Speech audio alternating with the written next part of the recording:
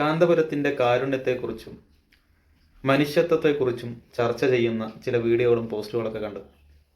യഥാർത്ഥത്തിൽ ഉസ്താദിനെ സംബന്ധിച്ചിടത്തോളം പുതുതായി ഒന്ന് ചെയ്തു എന്ന രൂപത്തിലല്ല ഉസ്താദിൻ്റെ ഒരു ദിനം ഇന്നലെ കടന്നുപോയത്. ജീവിതത്തിൽ ഇന്നോളം ചെയ്തുകൊണ്ടിരിക്കുന്ന കാര്യങ്ങളിൽ ഒന്ന് ഇന്നലെ സംഭവിച്ചു എന്ന് മാത്രം. ജീവിതത്തിലാകെയും നന്മയും സുഹൃതങ്ങളും മാത്രം ചെയ്യണമെന്നും സാമൂഹികവും മാനുഷികവുമായ പരസ്പര ബന്ധത്തിൻ്റെ ഉദാത്ത മാതൃകകൾ എന്നും നിലനിൽക്കണമെന്നും ആഗ്രഹിച്ചുകൊണ്ട് ഉസ്താദ് ചെയ്യുന്ന പ്രവൃത്തികളെ കണ്ടുകൊണ്ട് ഉസ്താദിനൊപ്പം ചേർന്ന് നിൽക്കുന്നവരാണ് ഇവിടെയുള്ള ഭൂരിഭാഗം ജനങ്ങളും. അതേസമയത്ത് ഇത് കാണാത്ത ചില ആളുകളും കണ്ടിട്ടും കാണാത്തതായി നടിക്കുന്ന ചില ആളുകളും പരിസരങ്ങളിലുണ്ട് എന്നതാണ് വാസ്തവം. പുതിയ സാഹചര്യത്തിൽ നിലവിൽ നടന്നുകൊണ്ടിരിക്കുന്ന വിഷയത്തിൽ ആ സ്ത്രീക്ക് അനുകൂലമായോ പ്രതികൂലമായോ കേസ് സംഭവിക്കണമെന്നുള്ള താല്പര്യത്തിൻ്റെ പുറത്തല്ല ചില ഇടപെടലുകൾ നടക്കുന്നത് എന്ന് എനിക്ക് തോന്നിയിട്ടുണ്ട് എതിർവശത്ത് നിന്ന്. അതായത് ഈ വിഷയത്തിൽ ആ സ്ത്രീക്ക് അനുകൂലമായ വിധി വരികയാണെങ്കിൽ അത് ഉസ്താദ് കാരണമായിക്കൂടാ എന്ന ഒരു നിർബന്ധ ബുദ്ധി ചില ആളുകളിലുണ്ട്. അത് നല്ലതല്ല എന്ന് ഞാൻ പ്രത്യേകം പറയേണ്ട കാര്യമില്ല. നന്മ മാനുഷികത ആര് ചെയ്യുന്നുവോ അതിനെ അഭിനന്ദിക്കുവാനും അവർക്കൊപ്പം നിൽക്കുവാനും കഴിയുക എന്നത് മനുഷ്യത്വത്തിൻ്റെ അടയാളമാണ്. അതിന് കഴിയുന്നില്ലെങ്കിൽ ഉള്ളിൽ ചില തരത്തിലുള്ള ഫംഗസ് വളർന്നു വരുന്നുണ്ട് എന്നത് തന്നെയാണ് സത്യം. കൃത്യമായും ചില വാർത്തകളെ അവഗണിക്കാനും ചില സത്യങ്ങളെ മൂടിവെക്കാനും ശ്രമിച്ചുകൊണ്ടിരിക്കുന്ന ഔദ്യോഗിക സംവിധാനങ്ങൾ അല്ലെങ്കിൽ നാട്ടിലെ മാധ്യമങ്ങളിലെ ഒരു വിഭാഗങ്ങൾ, അതുപോലെ തന്നെ പൊതുവെ വിദ്വേഷ കമൻറ്റുകൾക്ക് കേളി കേട്ട ചില വ്യക്തികൾ ശ്രമിക്കുന്നുണ്ട്. ഒന്നേ പറയാനുള്ളൂ, മനുഷ്യത്വത്തിനെതിരെ ആര് നിന്നാലും എത്ര കാലം നിന്നാലും ഇത്തരം മൂല്യങ്ങളെ ഉയർത്തിപ്പിടിക്കുന്ന ജനവിഭാഗം എന്നും ഈ ഭൂമിയിൽ ലോകാവസാനം വരെ ഉണ്ടാകും. നിലവിൽ ഇത്തരം കാര്യങ്ങളിൽ നമുക്ക് എടുത്തു പറയാൻ പറ്റുന്ന ഒരു പേരായി കാന്തപുരം ഉസ്താദിൻ്റെ പേര് ഉയർന്നു വന്നിട്ടുണ്ട് എന്നതാണ് യാഥാർത്ഥ്യം. ഉസ്താദിനെ സംബന്ധിച്ചിടത്തോളം ഉസ്താദിനെക്കുറിച്ച് അനുയായികൾക്ക് കൃത്യമായിട്ട് അറിയാം എന്താണ് ഈ മനീഷ് ഇത്രകാലം ചെയ്തു വെച്ചതെന്ന്. കാരണം ഒരു കാലത്ത് ഉസ്താദിനെ കല്ലെറിയുവാനും ഉസ്താദിനെ പരിഹസിക്കാനും ആക്ഷേപിക്കാനും വളരെ മുൻപന്തിയിലുണ്ടായിരുന്ന പലരും ഇന്ന് ഉസ്താദിൻ്റെ പ്രവൃത്തിയെ ഇതെന്നല്ല ഈ അടുത്ത കാലങ്ങളിലായിട്ട് ഉസ്താദിനോട് സൗഹൃദ സമീപനങ്ങൾ കാണിക്കുന്ന ഒരു കാഴ്ച കാണുന്നുണ്ട്. ഉസ്താദ് ആയിരുന്നു ശരി എന്ന രൂപത്തിലേക്ക് കാര്യങ്ങൾ എന്ന ഒരു ചിന്ത ജനങ്ങളിൽ വളർത്തുന്നതിൽ ചില സംഭവങ്ങളും ഉണ്ടായിട്ടുണ്ട്. അപ്പോൾ ഉസ്താദിനെ സംബന്ധിച്ചിടത്തോളം വിമർശനങ്ങളും ആക്ഷേപങ്ങളും പരിഹാസങ്ങളൊന്നും പുത്തരിയല്ല. ഇതൊക്കെയാണ് ഉസ്താദിനെ വളർത്തിയത് എന്ന് വിശ്വസിക്കുന്ന ആളാണ് ഞാൻ. വിമർശനങ്ങളും ഞാൻ നേരത്തെ പറഞ്ഞ കുറ്റപ്പെടുത്തലുകളും ആക്ഷേപങ്ങളും ഇതെല്ലാം ഏറ്റുവാങ്ങിക്കൊണ്ട് ഇതിനിടയിൽ കൂടെ വളർന്നു വന്ന ഒരു വ്യക്തിയാണ് കാന്തപുരം ഉസ്താദ്. ആ ഒരു വാസ്തവത്തെ നമ്മൾ തിരിച്ചറിയുക തന്നെ വേണം. അത് തിരിച്ചറിഞ്ഞാൽ ഒരു പ്രശ്നം ഉണ്ടാവില്ല. ഇപ്പോൾ കല്ലെറിയുന്ന ആളുകൾ ചിന്തിക്കണം, കല്ലേറുകൾ കൊണ്ട് തന്നെയാണ് വളർന്നു വന്നത് ഈ പ്രസ്ഥാനം, ഉസ്താദിന് നേതൃത്വം നൽകുന്ന സംഘടന.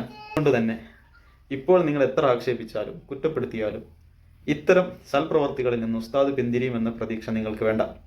ഈ കാരണം കൊണ്ട് ഉസ്താദിന് സ്ഥായിയായ എന്തെങ്കിലും നഷ്ടങ്ങളോ കോട്ടങ്ങളോ അപമാനമോ സംഭവിക്കുമെന്ന സന്തോഷവും നിങ്ങൾക്ക് വേണ്ട.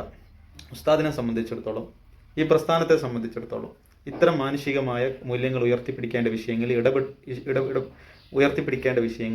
ഇടപെടുക, മാനുഷികമായ പരിഗണന എല്ലാവരിലേക്കും ജാതി മത ഭേദമന്യേ എത്തിക്കുക എന്നതും ഒരു ദൗത്യമാണ്. ആ ദൗത്യത്തിൻ്റെ ഭാഗമായി ആകും എന്നതാണ് ഇതിൻ്റെ ഏറ്റവും വലിയൊരു പ്രാധാന്യം. പിന്നെ ഇതിനകത്ത് നിന്നുകൊണ്ട് മുസ്ലിം നാമധാരികളായിക്കൊണ്ട് വിമർശിക്കുന്ന ചില ആളുകളുണ്ട്, പരിഹസിക്കുന്ന, വളരെ മ്ലേച്ഛമായ രൂപത്തിൽ പരിഹസിക്കുന്ന ആളുകളുണ്ട്. അവരെ സംബന്ധിച്ചിടത്തോളം പരിഹസിക്കാനും ഇത് ഉൾക്കൊള്ളാൻ കഴിയാതിരിക്കാനും ചില കാരണങ്ങളുണ്ട്. കാരണം 2-3 വർഷങ്ങൾക്ക് മുമ്പ് രോഗം ബാധിച്ച് ഉസ്താദ് പ്രയാസപ്പെടുന്ന ഒരു സമയത്ത് ഉസ്താദിൻ്റെ വിയോഗം ഉണ്ടായി എന്ന തരത്തിൽ വരെ വിശ്വസിച്ച് അതനുസരിച്ച് സന്തോഷ പോസ്റ്റുകൾ വരെ സോഷ്യൽ മീഡിയയിൽ പങ്കുവെച്ച ചില ആളുകളുണ്ട്. ഇനി ഒരിക്കലും ഉസ്താദ് എണീറ്റ് വരരുതേ എന്ന് ചിന്തിച്ച ആളുകളുണ്ട്. ഈ മനുഷ്യൻ ഇതോടുകൂടി തീർന്നു പോണേ എന്ന് പ്രാർത്ഥിച്ച ആളുകളുണ്ട്. അവർക്ക് മുമ്പിലേക്കാണ് എന്ത് ചെയ്തത്, ഉസ്താദ് ആരോഗ്യവാനായി തിരിച്ചു വരുന്നത്. ചില ആരോഗ്യ പ്രശ്നങ്ങളുണ്ട് എന്നതൊഴിച്ച് ഇതുവരെ ചെയ്തുകൊണ്ടിരുന്ന സൽപ്രവൃത്തികളെ ഇനിയും മുന്നോട്ട് കൊണ്ടുപോകാൻ തടസ്സമാകുന്ന രീതിയിലുള്ള ഒരു ആരോഗ്യ പ്രശ്നമില്ല. മറ്റ് ചില ചെറിയ പ്രയാസങ്ങൾ ഉസ്താദിനുണ്ട് എന്നതാണ് വാസ്തവം. അതേസമയത്ത് ഉസ്താദിൻ്റെ ആ രോഗസമയത്ത് ഏതെല്ലാം രൂപത്തിൽ ആക്ഷേപിക്കാനും പരിഹസിക്കാനും ചില ആളുകൾ മുമ്പിൽ നിന്നിട്ടുണ്ട്. അതിലേക്ക് മുസ്ലിം സമുദായം ബഹുമാനിക്കുന്ന ഒരുപാട് ഔലിയാക്കളുടെ പേരുകൾ വരെ വലിച്ചു വെച്ച് കൊണ്ടുവന്ന് പരിഹസിക്കാനും ഇതിനൊക്കെ നിന്നിട്ടുണ്ട്. അവരെ സംബന്ധിച്ചിടത്തോളം അങ്ങനെയുള്ളൊരു വ്യക്തി രോഗശയ്യയിൽ നിന്ന് എഴുന്നേറ്റ് വന്ന് വീണ്ടും ജനശ്രദ്ധ പിടിച്ചു പറ്റുക, ജനഹൃദയങ്ങളിലേക്ക് വീണ്ടും കയറി ചെല്ലുക എന്നൊക്കെ പറയുമ്പോൾ അത് സഹിക്കാൻ കഴിയില്ല. അതിൻ്റെ പ്രതിഫലനമാണ് യഥാർത്ഥത്തിൽ ഈ കണ്ടുകൊണ്ടിരിക്കുന്നത്. അപ്പോൾ അതിനോട് യഥാർത്ഥത്തിൽ എല്ലാവരും മുഖം തിരിക്കും എന്ന് തന്നെയാണ് വിശ്വാസം, അത്തരം മോശപ്പെട്ട പ്രവണതയോട്.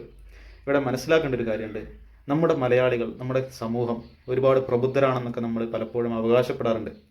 അതേസമയത്ത് നമ്മുടെ മലയാളികളുടെ സൽപ്പേരിനെ നന്നായി കളങ്കപ്പെടുത്തുന്ന ഒരു വിഭാഗം ഇവിടെ വളർന്നു വരുന്നുണ്ട്.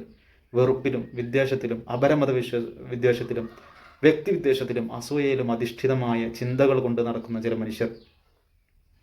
അവർ കാരണം മറ്റുള്ളവർ കൂടി നശിച്ചു പോകാതിരിക്കാനുള്ള ശ്രമങ്ങൾ നമ്മളെ ഭാഗത്തുനിന്ന് ഉണ്ടാകണം. അതായത് ജാഗ്രത വേണമെന്നാണ് പറഞ്ഞതിനർത്ഥം. കാരണം ഒരു ഗ്ലാസ് പാലിലേക്ക് ഒരു തുള്ളി വിഷം മതി ആ പാല് മോശമാക്കാൻ, പാല് മൊത്തത്തിൽ വിഷാംശമുള്ളതാക്കാൻ. പാലത്ര നല്ലതാണെന്ന് പറഞ്ഞിട്ടും കാര്യമില്ല അതിലേക്ക് വിഷമിറ്റി കഴിഞ്ഞാൽ. എന്ന് പറഞ്ഞതുപോലെ ഒരുപാട് നല്ല ജനങ്ങളുണ്ട് എന്നതുകൊണ്ട് മാത്രം നമ്മുടെ നാട് നിലനിൽക്കണമെന്നില്ല. ആ ആളുകൾ കൃത്യമായ ജാഗ്രതയോടുകൂടി കാര്യങ്ങളെ സമീപിച്ചിട്ടില്ലെങ്കിൽ, ഉത്തരവാദിത്വത്തോടു കൂടി നമ്മളെല്ലാം സമീപിച്ചിട്ടില്ലെങ്കിൽ ഈ വിഷജന്തുക്കൾ നമ്മളിലേക്ക് കയറി വരും. അതൊരു പക്ഷേ നമുക്ക് ഭാവിയിൽ പെട്ടെന്നോ എളുപ്പമായ തടുത്തു നിർത്താൻ പറ്റിയെന്ന് വരില്ല. അതിന് വേണ്ടത് നമ്മൾ മഹാമാരിക്കാലത്തൊക്കെ പ്രഖ്യാപിച്ച ജാഗ്രത ഉണ്ടല്ലോ, അതുപോലെയുള്ള ചില ജാഗ്രതകൾ നമ്മൾ പാലിക്കണം. അത്തരക്കാരെ അടുപ്പിക്കാതെ വിഷം പേറി നടക്കുന്ന, വർഗീയത പേറി നടക്കുന്ന ആളുകളെ അകറ്റി നിർത്തി അവരെ അടുപ്പിക്കാതെ, അത്തരക്കാരെ അവർ ബോധ്യപ്പെടില്ല എന്ന് തീരുമാനമെടുത്തതാണെങ്കിലും ശരി, അവരെ ബോധ്യപ്പെടുത്താനുള്ള ശ്രമങ്ങൾ നടത്തിക്കൊണ്ട് അതിനേക്കാൾ എല്ലാം ഉപരി സാധാരണ ജനങ്ങളെ അത്തരക്കാരിൽ നിന്ന് അകറ്റി നിർത്താനുള്ള ശ്രമങ്ങൾ നമ്മളിൽ നിന്നുണ്ടാകണം. വർഗീയവാദികളെ ഒറ്റപ്പെടുത്തുക എന്നത് നമ്മളിപ്പോൾ ചെയ്യേണ്ട ഏറ്റവും വലിയ ഒരു ഉത്തരവാദിത്തമാണ് പുതിയ കാലത്ത്. അത്രമേൽ വിദ്വേഷ പ്രസംഗങ്ങളും വിദ്വേഷ കമൻറ്റുകളും നമുക്കിടയിൽ സജീവമായിട്ടുണ്ട്. ഇങ്ങനെയൊന്നല്ല ഒരു വിഭാഗം മറ്റൊരു വിഭാഗത്തോട്, അത് മുസ്ലിം ഹിന്ദു എന്നൊന്നല്ല, എല്ലാവരും പരസ്പരം സ്നേഹിക്കുകയും ബഹുമാനിക്കുകയും പരിഗണിക്കുകയും ചെയ്യുക എന്നതാണ് അതിൻ്റെ വസ്തുത. ഇപ്പോൾ ഷെയ്ഖുനയുടെ കാര്യത്തിൽ, എ പി ഉസ്താദിൻ്റെ കാര്യത്തിൽ ഞാനൊരു മാധ്യമ പ്രവർത്തകൻ, ദീപക് ധർമ്മടമാണെന്ന് എൻ്റെ ഓർമ്മ, അദ്ദേഹം പങ്കുവെച്ച ഒരു ഫേസ്ബുക്ക് പോസ്റ്റ് ഞാൻ ഇന്നലെ വായിക്കുകയുണ്ടായി, ഇന്നലെയെന്നോ. അതിൽ അദ്ദേഹം പറയുന്നുണ്ട്, അദ്ദേഹത്തിന് കോവിഡ് ബാധിച്ച സമയത്ത് അദ്ദേഹത്തെ വിളിക്കുകയും വിശേഷങ്ങൾ അന്വേഷിക്കുകയും സുഖം പ്രാപിക്കട്ടെ എന്ന് ആശംസിക്കുകയും ചെയ്തൊരു വ്യക്തിയാണ് കാന്തപുരം ഉസ്താദ്. അതുപോലെ തന്നെ അഡ്വക്കേറ്റ് ജയശങ്കർ ഒരു ഓൺലൈൻ മാധ്യമത്തിൽ നൽകിയ ഒരു പ്രതികരണത്തിൽ അദ്ദേഹം പറയുന്നുണ്ട്, ഒരു ഫേസ്ബുക്ക് പേജിൽ അദ്ദേഹത്തിൻ്റെ പ്രതികരണം കണ്ട ഒരു ചാനലിൽ അദ്ദേഹം പറയുന്നുണ്ട്, അദ്ദേഹം കാന്തപുരം ഉസ്താദിൻ്റെ ഏറ്റവും അടുത്ത വ്യക്തിയാണ്. അത് ഉസ്താദ് ഉസ്താദിൻ്റെ അനുയായികളുമായിട്ടും ഉസ്താദ് സംഘടിപ്പിക്കുന്ന പരിപാടികളിൽ അതിഥിയായിട്ട് വന്നിട്ടുണ്ട്. ഉസ്താദ് അദ്ദേഹത്തെ പരിഗണിച്ചിട്ടുണ്ട്. ഉസ്താദിന് അപരമത വിദ്വേഷമില്ലാതെ ഒരുപാട് സൗഹൃദ വലയമുണ്ട്, മറ്റു മതങ്ങളുമായിട്ടും മറ്റു ജാതി എല്ലാ വിഭാഗത്തിലുള്ള ആളുകളുമായിട്ടും സൗഹൃദമുണ്ടെന്നൊക്കെ പറഞ്ഞ് ഒരു വീഡിയോ കാണുകയുണ്ടായി. ഇത്തരത്തിൽ ഒരുപാട് അനുഭവങ്ങൾ നമുക്ക് മുമ്പിലുണ്ട്. ഇത് കേവലം ഒരു എ പി ഉസ്താദിൻ്റെ കഥ മാത്രമല്ല ഞാൻ ഈ പറയുന്നത്. സുന്നത്ത് ജമാഅത്തിൻ്റെ പണ്ഡിതന്മാരുടെ, ആലിമീങ്ങളുടെ എല്ലാവരുടെയും സ്വഭാവം ഇത് തന്നെയാണ്. അതുകൊണ്ടാണ് അത്തരക്കാർ നടത്തുന്ന സ്ഥാപനങ്ങളിലേക്ക് നമ്മുടെ വിദ്യാർത്ഥികളെ നമുക്ക് ധൈര്യത്തിൽ പറഞ്ഞേക്കാൻ പറ്റുന്നത്. അവർക്ക് പഠിക്കാനുള്ള സൗകര്യം അവിടെ നൽകുമ്പോൾ നമുക്ക് ധൈര്യത്തിൽ കുട്ടികളെ അങ്ങോട്ട് പറഞ്ഞേക്കാൻ പറ്റും. കാരണം ഇത്തരത്തിലുള്ള വിദ്യാഭ്യാസവും ഇത്തരത്തിലുള്ള മൂല്യങ്ങളുമാണ് അവിടുന്ന് പഠിപ്പിക്കുന്നത്. മൂല്യാധിഷ്ഠിത വിദ്യാഭ്യാസം, ധാർമ്മിക വിദ്യാഭ്യാസം, ഇതിന് പരിഗണന കൊടുത്തുകൊണ്ടുള്ള വിദ്യാഭ്യാസ രീതിയാണ് ഇത്തരം നമ്മുടെ പണ്ഡിതന്മാർ നടത്തുന്ന സ്ഥാപനങ്ങളിലുള്ളത്. അതുകൊണ്ട് തന്നെ നമുക്ക് ഇത്തരത്തിലുള്ളതിനെ പ്രോത്സാഹിപ്പിച്ചിട്ടില്ലെങ്കിൽ നാളെ വരുന്ന തലമുറ മൂല്യച്യുതി സംഭവിച്ചവരായിരിക്കാൻ സാധ്യതയുണ്ട്. കൂടുതൽ കരുത്തോടെ, കൂടുതൽ ജാഗ്രതയോടുകൂടി പൊതുവിഷയങ്ങളിൽ ഇടപെടാനും സാമൂഹിക നന്മയും മാനുഷിക മൂല്യവും നിലനിർത്താനുള്ള എല്ലാവിധത്തിലുള്ള ഊർജിതമായ പരിശ്രമമാണ് സർവ്വ രാഷ്ട്രീയ, സാംസ്കാരിക, സാമൂഹിക, മത മേഖലയിലുള്ള എല്ലാവർക്കും ഇനി ചെയ്യാനുള്ളത്. ഇത് ഈ കേവലം ഈ ഒരു കേസിൻ്റെ പശ്ചാത്തലത്തിൽ മാത്രം പറയുന്നില്ല. നിലവിൽ ചില ആളുകൾ ഇപ്പോഴാണ് ഉസ്താദിൻ്റെ പ്രവൃത്തിയെക്കുറിച്ചും ഉസ്താദിൻ്റെ ലക്ഷ്യങ്ങളെക്കുറിച്ചും മനസ്സിലാക്കുന്നത്.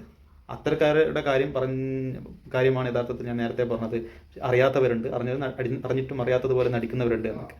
ഏതായാലും പുതിയ കാലത്ത് ഉസ്താദിനെ പോലെയുള്ള ഒരുപാട് ആളുകൾ ഇനിയും ഉയർന്നു വരേണ്ടതുണ്ട്. അത് മുസ്ലിം സമുദായത്തിൽ നിന്ന് മാത്രമല്ല, എല്ലാ മതങ്ങളിൽ നിന്നും എല്ലാ കക്ഷികളിൽ നിന്നും ഇത്തരത്തിലുള്ള വ്യക്തികളാണ് ഉയർന്നു വരേണ്ടത്.